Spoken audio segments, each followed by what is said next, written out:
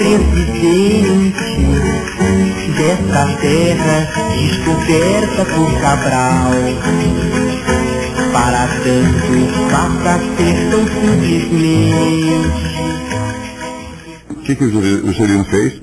Uma ampla aliança, não é isso? De contrários também, daquela época. Foi muito criticado por toda a esquerda, né? Muito criticado, diziam que ele estava entregando o país, estava desnacionalizando. E essa minha amizade com o Juscelino foi até a morte dele. Tanto, no dia que ele morreu, o general Figueiredo veio me perguntar: por que você foi ao enterro do Juscelino?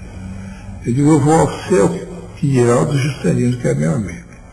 Eu me lembro daquele tempo de Brasília, a gente trabalhava dia e noite, né? A gente parecia que estava numa época diferente, né? Usava a mesma roupa, operários, arquitetos, engenheiros.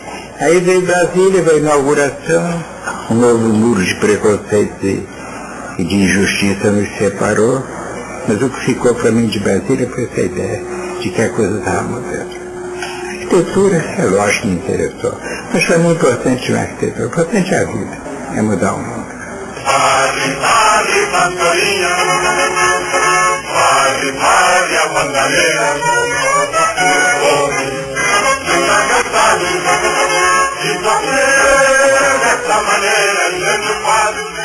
O Jânio ficava olhando aquela imensidão de terra vermelha pela janela, conversando trivialidades, tinha tempo, então ele estava realmente muito mal. Enquanto isso, não controlando certas coisas, eu acho que a coisa começou a ficar atrapalhada.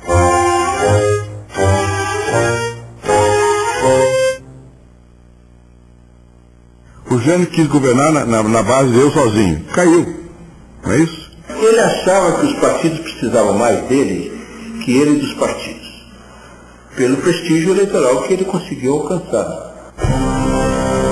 Cabe a essa presidência dar ciência do ato de renúncia praticado pelo presidente Jânio Quadros ao mandato de presidente da República. Nesse momento em que o Auro Moura Andrade comunicou a renúncia, eu estava no Palácio, eu era assessor da presidência, né, do Jânio Quadros. E o ambiente ali foi como se tudo parasse, era um silêncio, era uma perplexidade, aquela coisa, ninguém entendia, porque aquilo foi um choque absoluto, ninguém esperava que ocorresse. O Magalhães Pinto era governador de Minas, o Castro Neto era ministro do Trabalho, né? O Cavalho Pinto era governador de São Paulo. Aí eu fiquei sabendo, na cidade eu estava engraxando sapato, engraxado na Praça da Sé, e tinha um radinho. Quando o radinho deu, eu falei: nossa mãe, nem engraxei o outro pé também. Peguei o meu carro e vou pro palácio, porque eu falei: nossa, aqui vai ser o diabo. E quando cheguei já estava o tumulto e o Cavalho Pinto estava saindo para ir para a Cumbica. E me disse: mas esse vídeo que esse louco fez? Forças terríveis levantam-se contra mim e me gritam ou chamam. Eu perguntei também quais eram as forças terríveis. Ele citou o embaixador da Alemanha, que estaria transmitindo exigências de grupos econômicos alemães, grupos poderosos. Então o diálogo do presidente Jânio Quadros com o embaixador Berle foi um diálogo tão áspero que, segundo o Jânio, o Berle saiu da sala meio às pressas, errou o caminho, em vez de abrir a porta da sala, entrou num armário. Só que o Jânio, ele armou um golpe, e armou o golpe errado. Ele que se mostrara até então um talento extraordinário para a percepção do sentimento popular, dos desejos da nação, tinha tido a coragem de fazer um programa de governo ferindo tantos pressupostos da nossa política, começar pela política externa, mas ele achou que, renunciando daquela maneira, depois de mandar o Jango para a China, para ter certeza que o Jango não estava disponível para assumir imediatamente, criando aquele vácuo, ele renunciava e voltaria nos braços do povo. E aí o senhor Jânio renuncia e da noite para o dia, embora a capital já estivesse em Brasília, o Rio de Janeiro se viu coberto de tanque, de gás lacrimogêneo, a embaixada americana do lado, a gente escondendo jornalista dentro dos escritórios do nosso teatro, e foi o caos.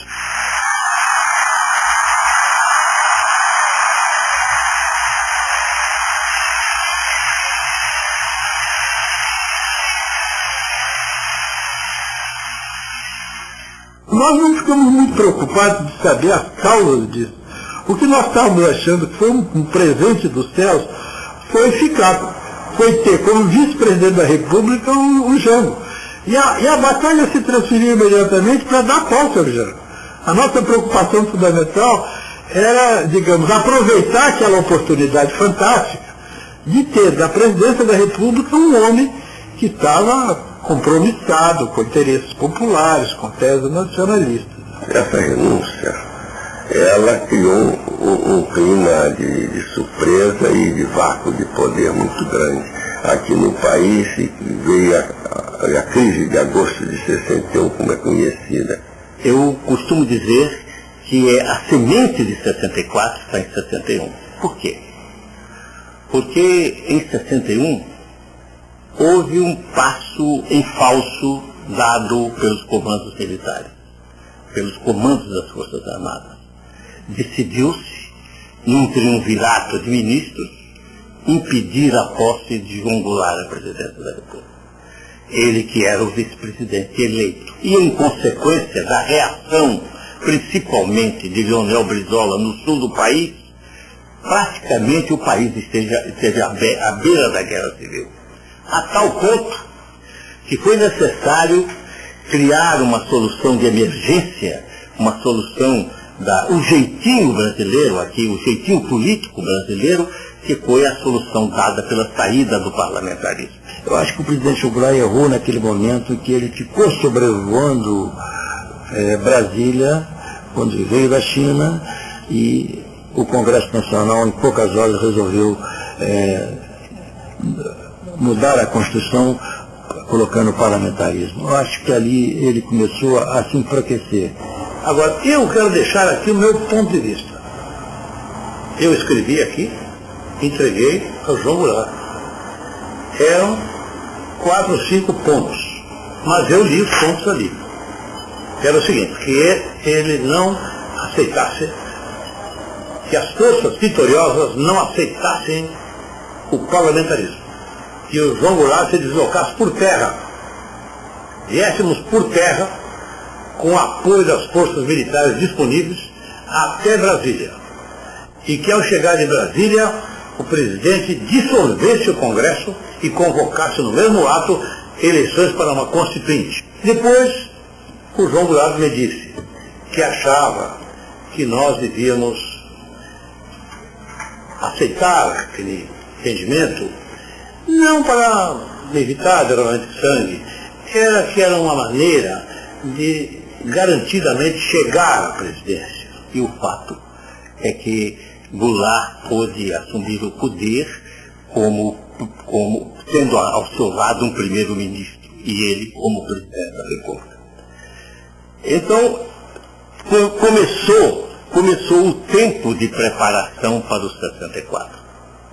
Entrou Goulart, os militares, os mais empedernidos, não aceitaram essa solução, ficaram com essa solução atravessada na garganta. Eu tive poucos contatos com o Jango, ele era uma figura moderada, mas não comandava. Não tinha coragem de comandar. Então, Brizola mandava por um lado, vinha o Cru, eu queria mandar por outro. E realmente ele não comandou o país e deixou o país ir para uma situação difícil.